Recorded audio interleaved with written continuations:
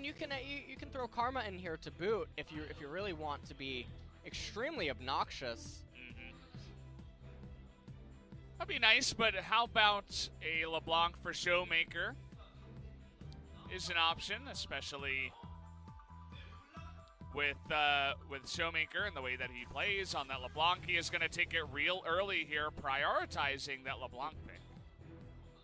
LeBlanc early is a little bit interesting, especially because Galio doesn't necessarily mean that it has to go mid. A lot of players have, especially in solo queue lately, have been picking it in the support role.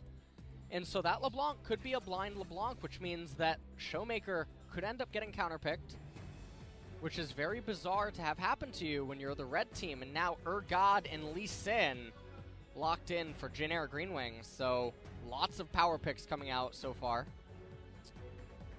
And we'll see what DAMWON Gaming wants to do here. Now, there's so many junglers left open, you don't really have to select it here. They're hovering the Tahm Kench. I guess they just want to get that safe bottom lane enabled. As real Tahm Kench, especially on red side, very, very difficult to gank that.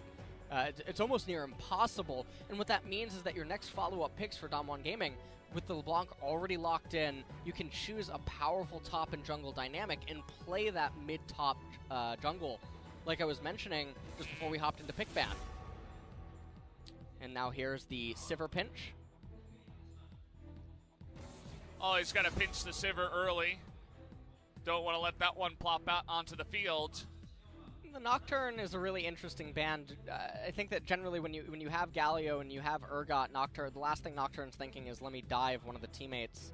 Even though the Paranoia can turn off the ability to Galio ultimate, when you're playing as the blue team and you're able to turtle and defend your blue side jungle in later stages of the game, and DAMWON has already shown an extremely aggressive mid lane champion inside of the LeBlanc that needs to get kills, needs to snowball early.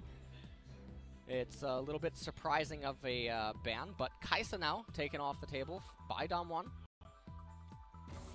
And this does still leave Vayne as an option and also as a traditional counter to Ezreal down in the bottom lane. And with also showing the Tahm Kench face up as early as they did, there's definitely supports that can abuse that champion. Let's see. DAMWON now, I think if you want to play it super safe, you just go with the jungle pick here. Yeah, okay. So, Olaf,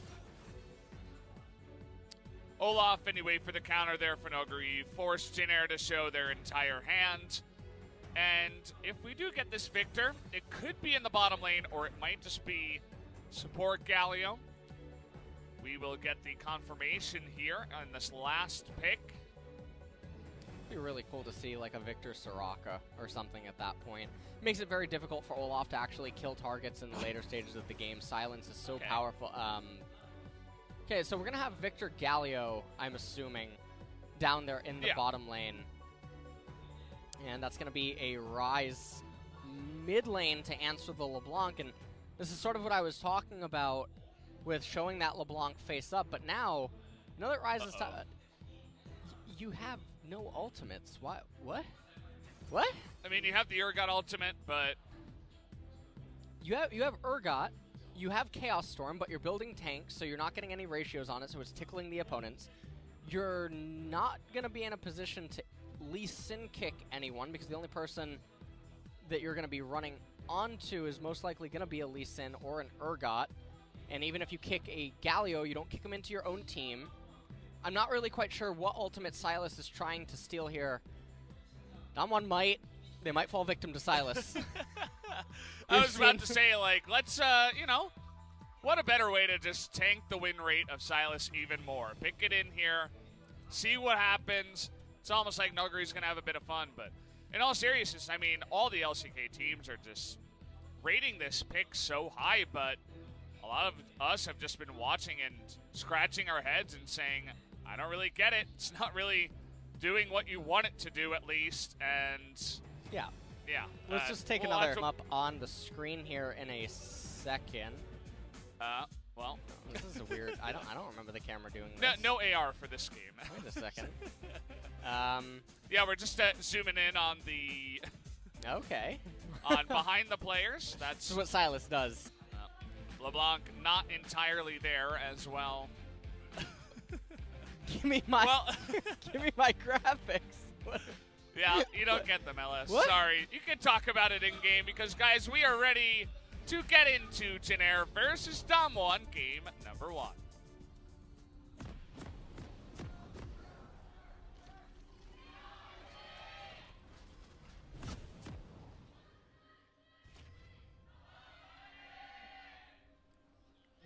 Well, here we are. It is Gen.G up against DWG, and Gen.G not wasting any time to start off with the shenanigans, getting up on the top side here. As, in fact, no one is in here just yet. They do have the ability to reach for some kills and, of course, engage potential. They're definitely looking, for a cheesy play.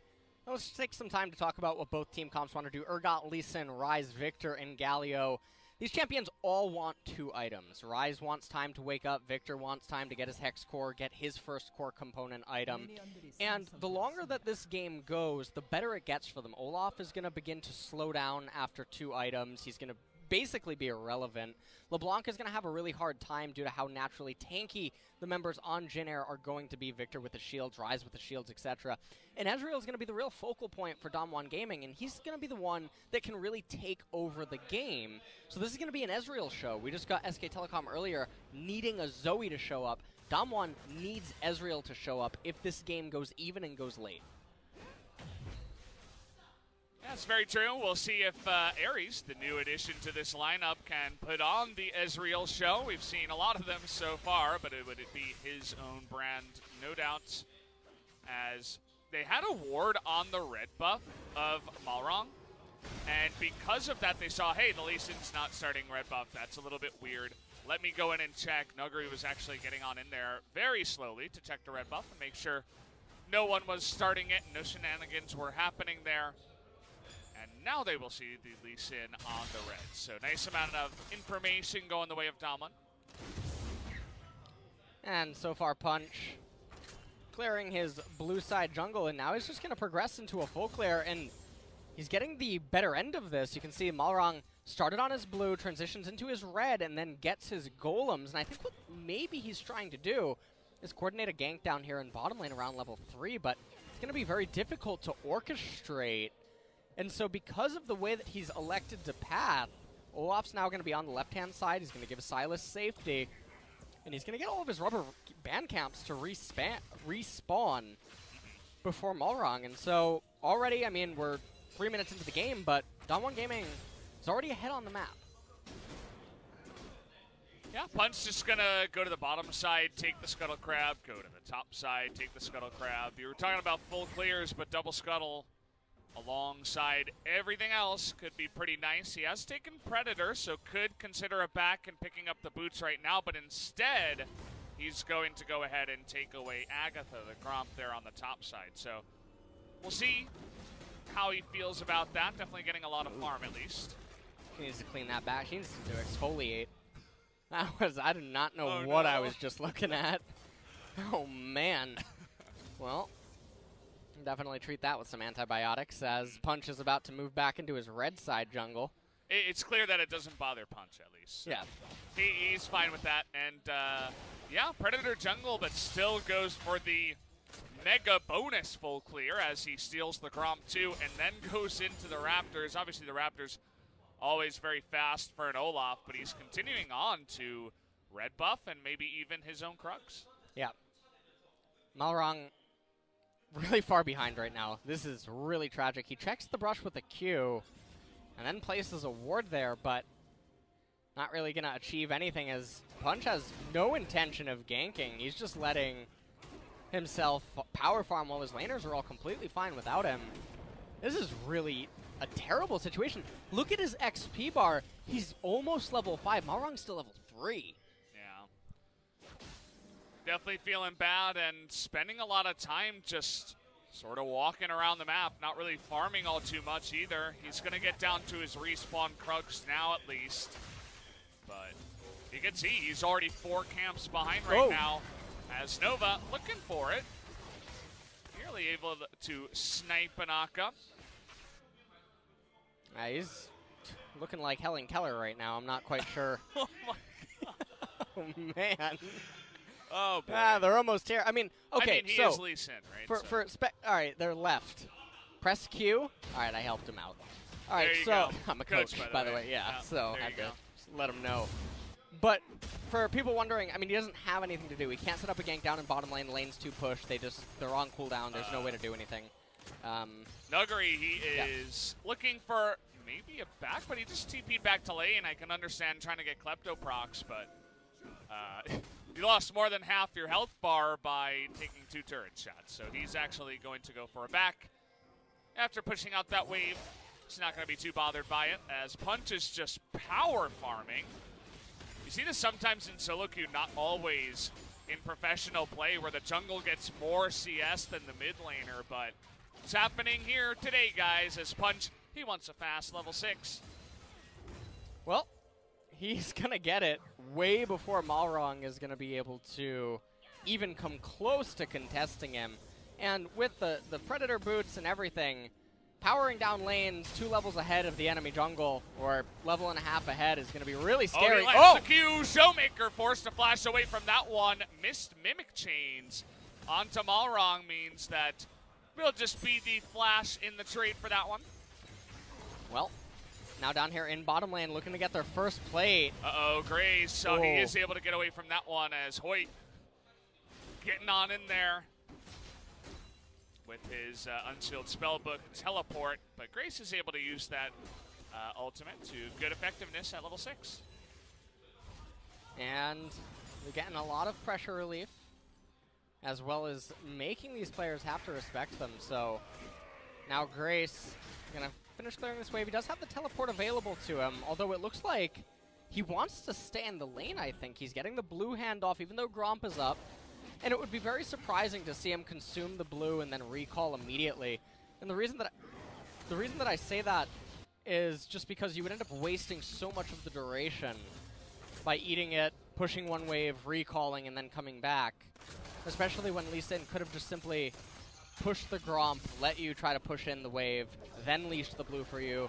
You teleport, you eat it, you go into mid lane completely refreshed. He is going to stick around the mid lane for now, at least, as you will notice. Showmaker has picked up the second stage of the Frostmancy and is no longer CSing. Just hanging around the mid lane, poking away at the Rise. That will also explain why he's down on a bunch of the CS. He's not actually trying to CS, he's just trying to get the health down so the tower kills it faster so it doesn't take as much damage. Yeah. It's the next level here in this 1 week meta.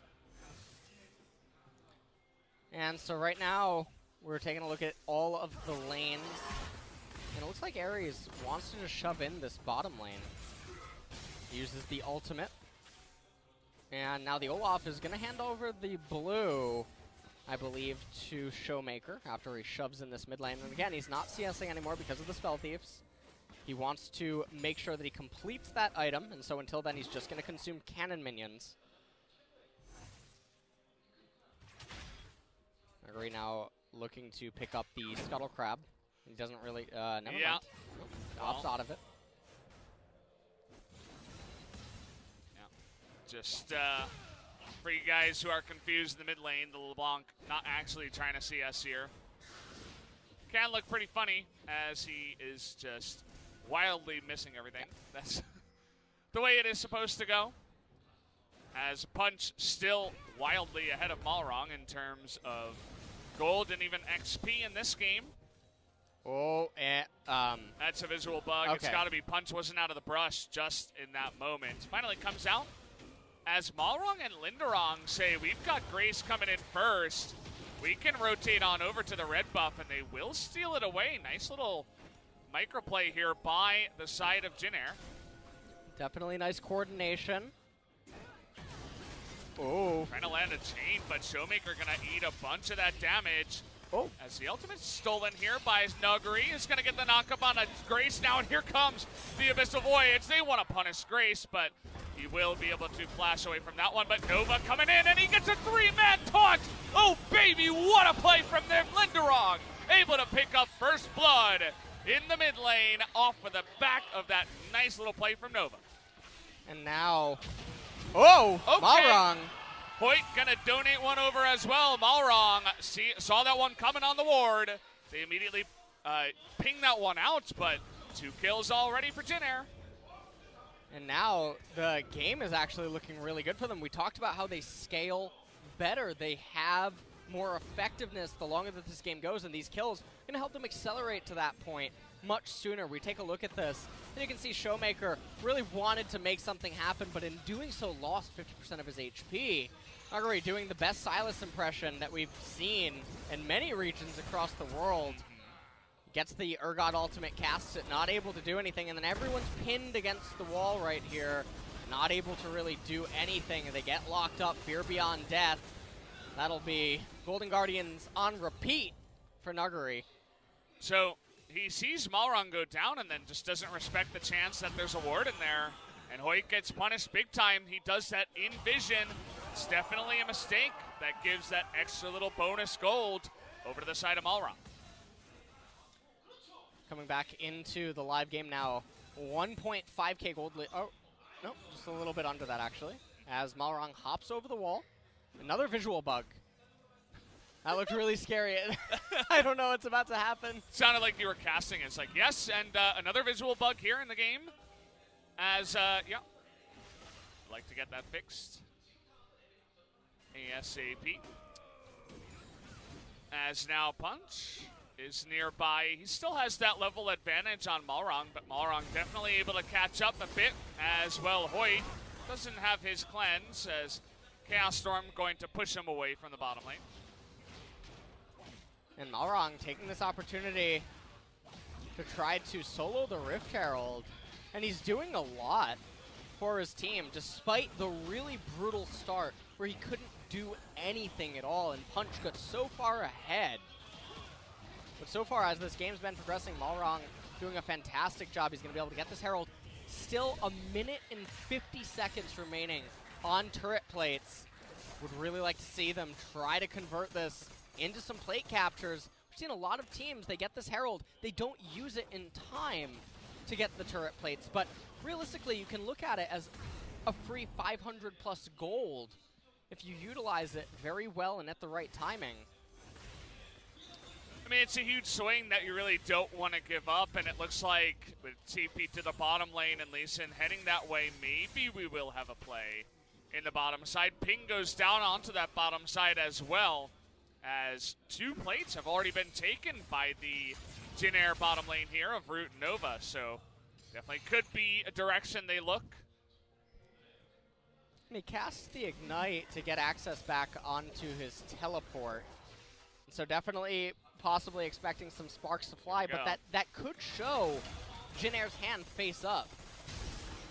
As, well, Grace was farming Raptors, wanted to get punished for it. Look at the timing here. Finally, we see some of these teams coming on in here. And what is this Gen.G early game? They don't want to be the team that wins 0-8. They want to be the 1-7 team, as certainly off to a fantastic start here in game 1. And Nova trying to run for his life. I think he's going to get locked. Oh, no. Tether just ended up breaking. Mountain Drake definitely needs to be a very high priority for both of these teams. It'll definitely help with shredding the Baron later on, but also penetrating turrets. You really need the Mountain Drake if you're DAMWON's team composition, because in the later stages of the game, the Ryze and the Victor are going to wave clear endlessly, and so any chip damage, that extra little amount of true damage can add for the Ezreal or the LeBlanc auto-attacking the turrets at range, really begins to build up against Ryze and Victor. And you can see that Malrong just checking the Mountain Drake right now. Doesn't look like he wants to go for it just yet. Just checking, as DWG absolutely not going for that just yet, but they do have a ward on it, and here comes Grace and the rest of Gen.G. With this early play, they are going to get on top of this Drake, so we'll see what Showmaker can do. Punch is coming in, is going to get in range actually for a smite steal, as they want to stop this one going in, and he disappears! What happened to the Lee Sin? It's going to go the way of DWG. As, well, I guess the knockup on a Grace is going to interrupt that one. See you later. They're actually going for the dive. Oh, the chains, they do land. And here's Silas / Galio to end your life. That's going to be a Drake and a kill. Couple of kills going the way of DAMWON. Yeah, and these games are just swinging so back and forth. Teleport from Ares called into mid lane so that the push could not continue onto the tier 2 punch. Picks up some of the golems away from Malrong, and now they're looking to raise the bottom tier 1. And this wasn't what I had in mind when I was thinking about DAMWON versus Jin Air. There's a lot of fireworks flying in this series. Yeah, you know, DAMWON at least is a team that likes to get in here, but we can see how this fell apart here for Jin Air. Well, take a look at the initial dragon, and like you just said, Malrong completely deleted. And you look at the back line, the Tom Kench, no one from Gen.G GreenWings wanted to continue in. Nuguri able to temporarily lock up Grace. He flashes away, but it doesn't matter as Thomas was just on the horizon with the Abyssal Voyage, able to tank so much of the turret damage. Punch shortly after that, proceeded right to the golems. And now as we return to live, 16 minutes in, still a slight gold lead for Gen.G GreenWings, and again, really important because they scale harder. Normally the scaling team is the one that you would expect would be behind at certain parts of the game. It's all that early gold they were able to pick up, even if they had one big whoopsie at the Drake. At least their early game was much better than the whoopsie. As nice little way to put down a ward there as LeBlanc. It can always be quite slippery on that champion. Showmaker able to just pop forward, put down a ward, checks the Lee Sin, says hello, then waves goodbye. Oh, and now, ooh, okay. No poke can actually end up coming down, and Grace actually ends up finding, okay, well. He's on a ward here. That's Hops back, though. A lot of damage, though, instantly. Yeah.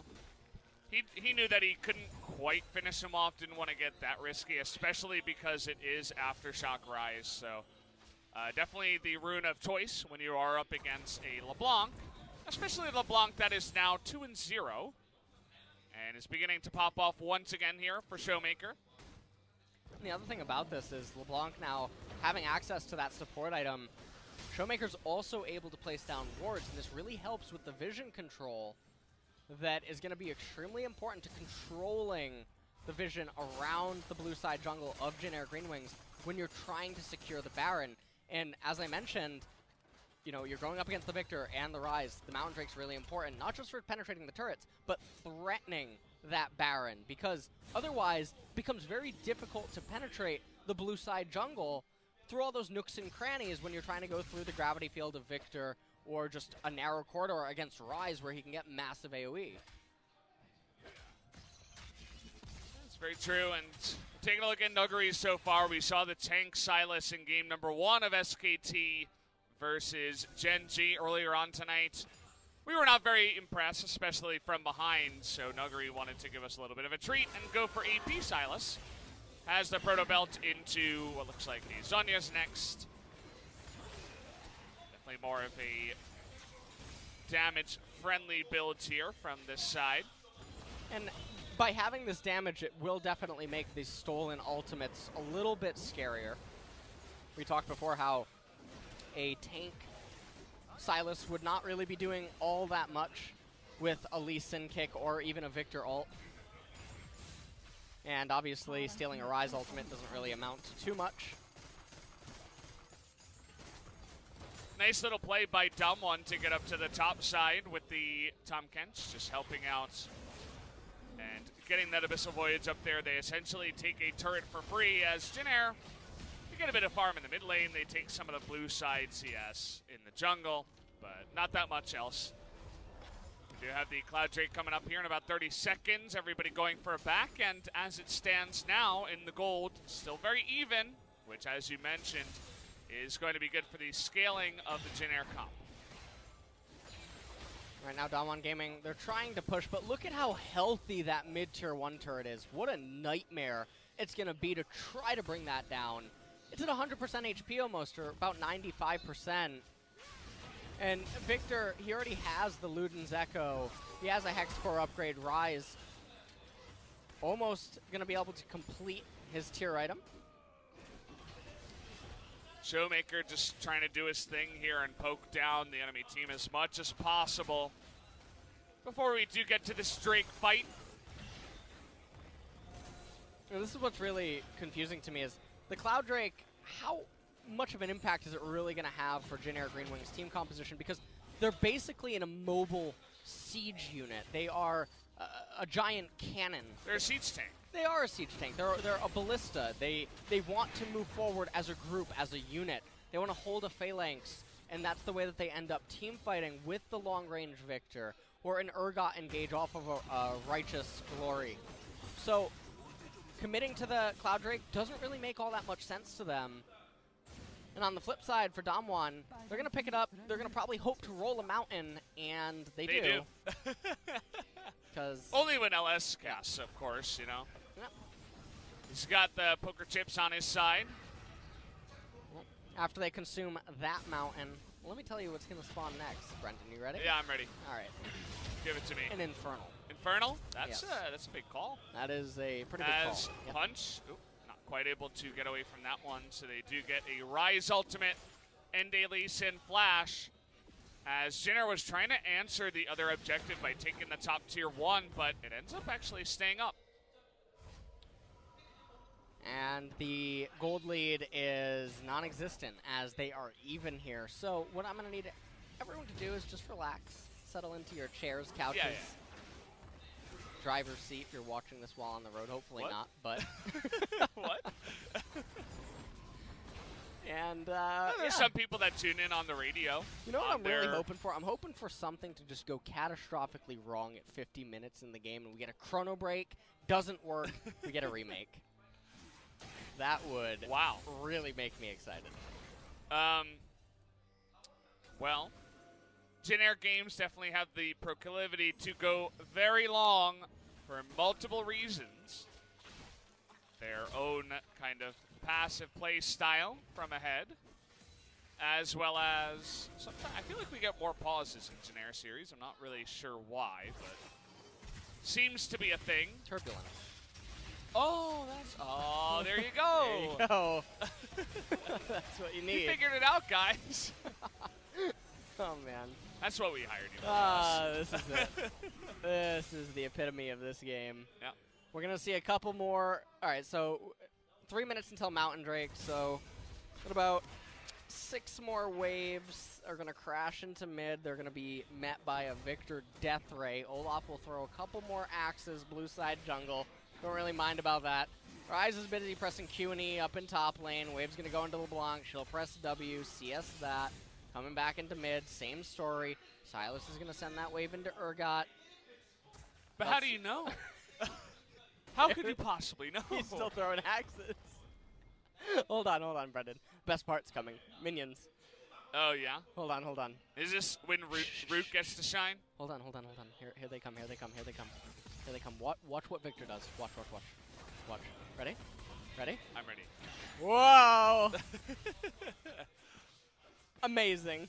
I mean, you just look at the mid-tier 1 turret and you say, well, yeah, that's never losing health. It's just it's going to be the same for a very long time.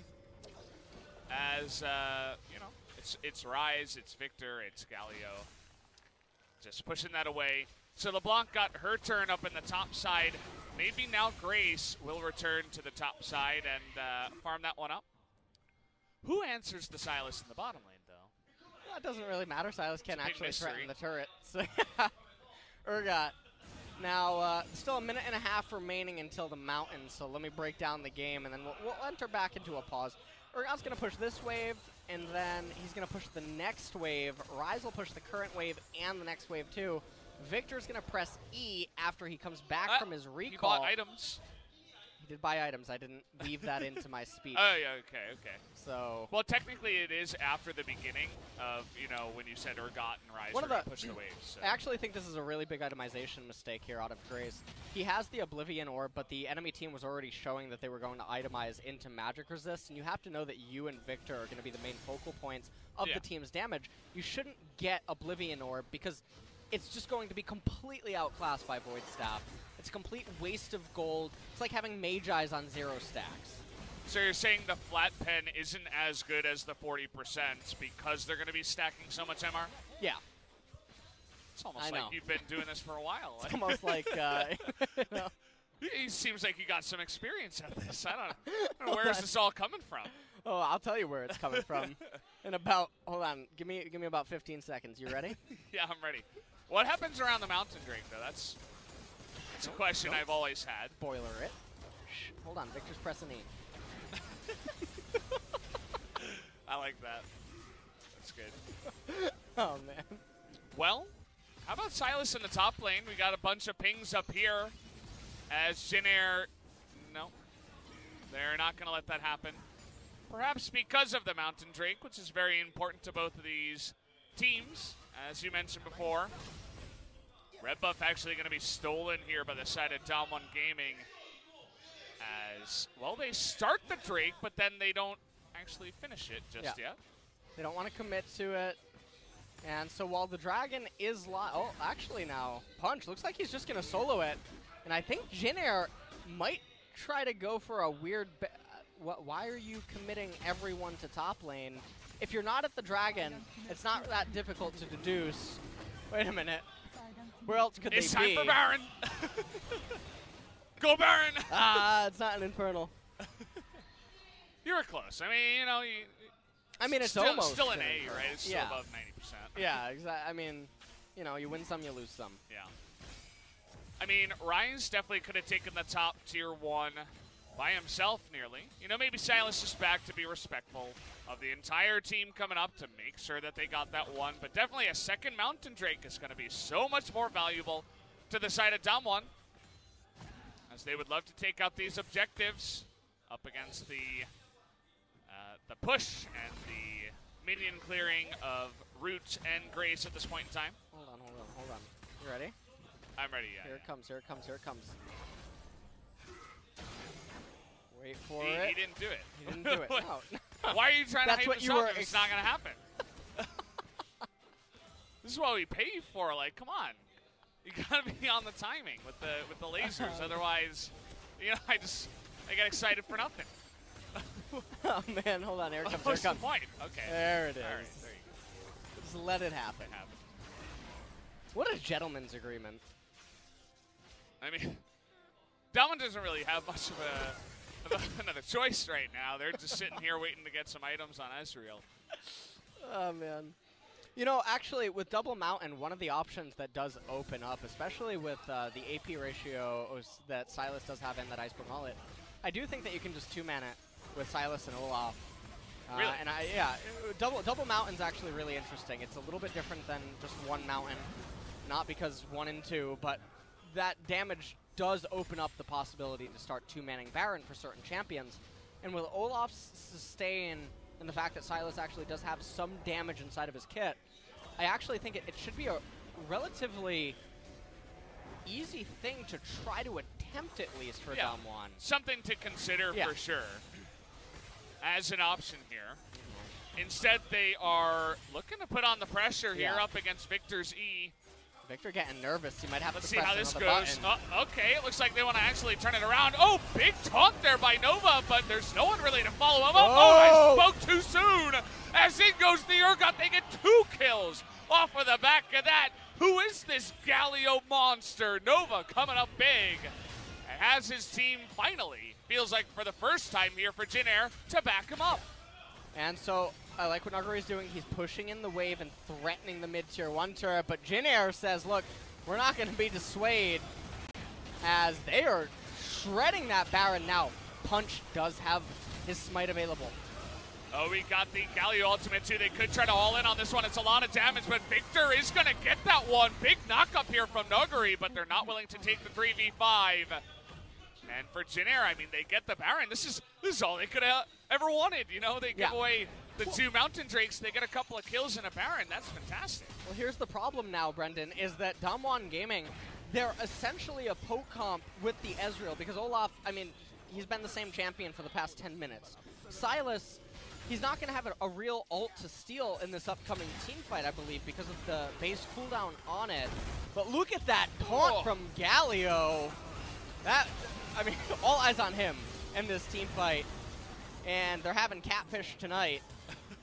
So they're eating It's a good. big one. Yeah. But I don't think DAMWON Gaming can actually resist the push from Jin-Air. Even though the gold score at the top is even, don't let it mislead you. Jin-Air GreenWings are really, really, really far ahead. If we could just hit X on the champions and see how much gold Olaf has total, just subtract that from DAMWON Gaming's total amount, and that's the real picture. Well, in the last team fight, I suppose that's not including the Baron. We do see that the Urgot actually ended up doing the most damage, but you can see our support Galio was really popping off in that one. Second most damage in that fight, as it was basically just the Nova show. And Linderong just following up on a good play, so well done to them. Get Linderong back in the lineup, sitting at 3-0-1. You're up against DAMWON Gaming, who have been touted as one of the better teams here in the LCK, but still at times they make you wonder. And here comes the incoming push. Now, Victor deals massive amount of Victor E. No? No, not today. All right, there it is. He found it. Yeah, He found it. We just had to tell him that minions weren't the only thing to cast that on. Okay, everybody trying to get on top of Linderong, but the chain misses as DAMWON going for a set play with the TP and the Abyssal Voyage, but nothing lands. He's even got a Guardian Angel on an Urgot. Yeah. It's another way to just never die as Urgot, and yep. I can't believe I'm saying this. Dinner looked pretty good to snipe this game away. It's actually looking like there's probably going to be nothing that DAMWON can do. Ryze is shoving in that top lane. He also has his ultimate, so Grace is still with his team. One of the things that he could do is I think he can just ult the top minions into mid right now. He could do that and then just go with them. And then they could immediately begin the siege with 2.5 minion waves. Yeah. And you could use that to actually threaten Nexus turret.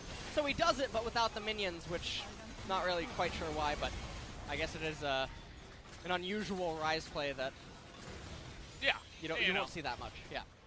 It's a LS level play.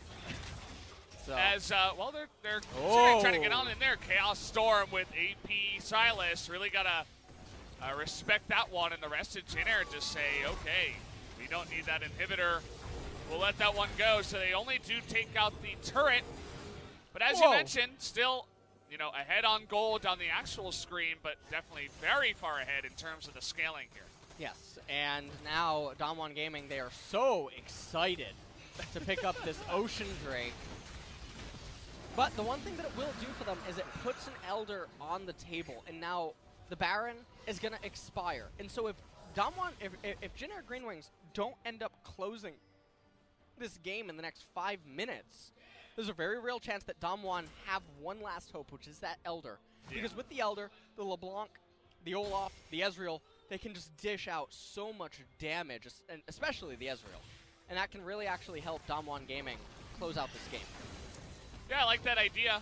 And knowing what we've seen from Jin-Air before, where they really struggle with, map plays and macro, who knows? Maybe you steal it away from underneath their noses. We saw it earlier on where DAMWON just soloed a Mountain Drake, and Jin-Air was like, we're going to send 4 people top to take out, 50 health on a top tier 1 turret.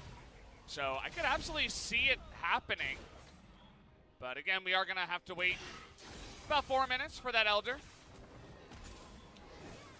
Well, here we go now as Baron is coming up in 1 minute and 15, but DAMWON Gaming maybe looking to get frisky. It feels like they're just so confident to get on in there. Grace, no TP. Yeah. Does have his ultimate, though. And they're looking to take position here in the mid turret, but coming from behind is Jin-Air. Will they actually go for the engage here? It looks like they're going to say no and just go for a push in the mid lane. This is really interesting because Grace could have just stayed top lane because Nuguri doesn't have teleport available, and then it would draw Ares away from the team. And if Ezreal's not there, then Jin-Air can take a straight up 4v4 in mid if DAMWON Gaming would persist on.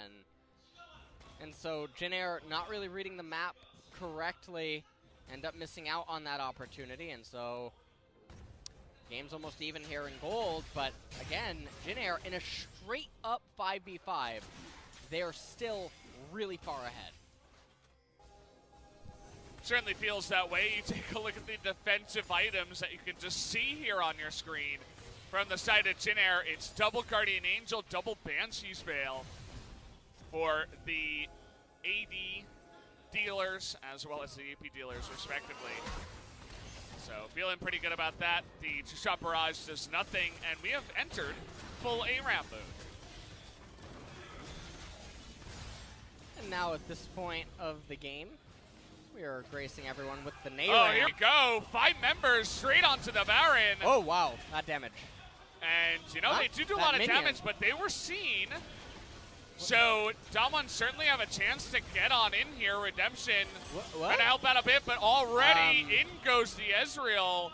You can see that Nova has to back away. Double mountain to the side of DWG, and uh-oh. What? Jin, did you just leash it for them? They're going to have to try to come back in here, and the smite goes down to the Olaf. In goes double Galio ultimate, though. It's getting rowdy in here. Big taunt in the back of the pool. Showmaker trying to make something happen in the back line. But take a look at Ares, who's raining hell from over that wall. Not quite able to get any kills, and a couple of kills do go the way of Jin, but Baron, a big objective, goes to DWG. I'm a little bit speechless, Brendan. I'm going to need you to keep talking right now for me. Oh! How about a kill? 800 gold. Over here, the price is right for Showmaker. Well, the price is right indeed. DWG now, this Baron is going to persist on through Elder, which means they're going to have both of these endgame buffs available. And, I mean, oh man, well, the Baron was started by Gen.G GreenWings despite being spotted by DAMWON Gaming. DAMWON says thanks for the leash. They start the Baron, but we can see that straight up Gen.G should win the fight. It's only later on in these extended sequences that the LeBlanc and Ezreal try to chip away when everyone's in a full-on retreat. They're not held together and fortifying their own position, and members end up getting picked off. But I actually think DAMWON might have just lost the game because I can't imagine how they're going to survive against the Baron in a 4-Dragon Elder. Or Gen.G GreenWings. Yeah, it's going to be rough. I mean, now DWG even have the confidence to say, with Baron buff, you can't really approach us here at Elder. And honestly, after that play, I mean, we've seen some tilting stuff. That's definitely a big one. Just the Realm Warp in the face of DWG when you don't have any mountains and you don't have the best Baron damage. It's a bit of, honestly, disrespect, and they get punished for it, as now DWG, they just want to take a fight here, trying to get onto Root. He's all alone. Has to flash on in there. Here comes Silas from the top. He's actually going to get stunned down as Nuguri in a bit of trouble. Swapping sides here, boys. As what is going on? The fiesta begins. Malrang, nice kick into 3 people. Gonna get the Ezreal a huge amount of damage from the side of DWG. In goes Grace. Nuguri gonna steal that Realm Warp to try to get away. And he will, but they take out the Ezreal, which is huge for Jin.G. Yeah, and these team fights are actually so exciting with the Silas because I can't really tell what's going on, whose ultimate's who. They were on opposite sides of the map, with DAMWON being closer to the enemy's nexus than they were their own. And, okay, so they still have the Baron minions. They're going to be able to get this mid inhibitor. Nuguri took the Chaos Storm. He's able to push it out, and now Showmaker and Punch trying to make this interesting from behind. So this is actually a really bad choice, and the reason for that is because Ezreal has teleport. And so you elected to get a mid inhibitor, which doesn't allow you to end the game. If you would win a team fight straight up anyway, you didn't need the super minion. All that you would need is a cannon to raise the Nexus turrets at 45, plus minutes. So now, rather than just take the Elder Dragon, you took a mid inhibitor that you can't do anything with.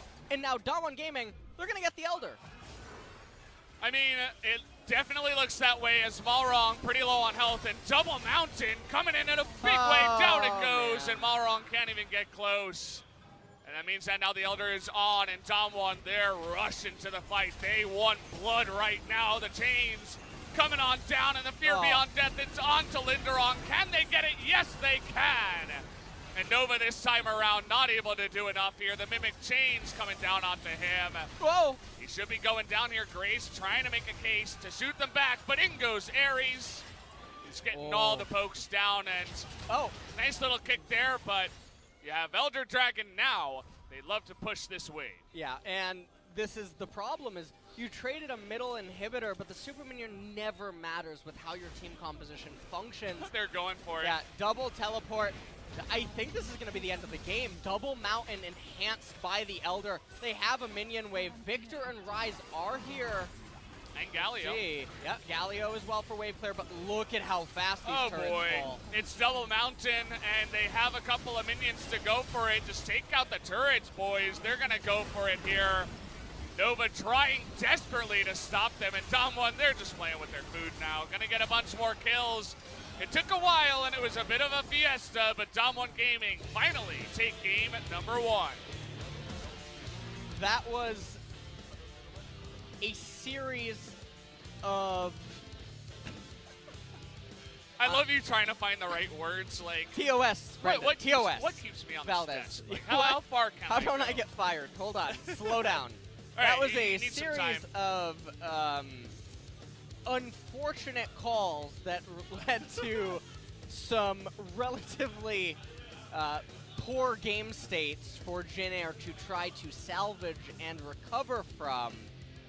And it was great opportunistic captures by DAMWON that allowed them to secure that win. I think I'm safe. Yeah, I think you toned it down enough. You took it down like 7 LS tiers on that one. I like it. It's just the unfortunate reality, right? There are just multiple mega mistakes that come in, and you can't really avoid that, right? If you're Gen.G, and honestly, I feel like this has happened 2 times in a row now, where Sandbox and DWG Gaming come in against Gen.G. And I mentioned like disrespect as a word from Gen.G to DWG in terms of the Realm Warp, but like these teams are coming in against Gen.G. They're playing subs. They're playing not their top game. Right. And it's like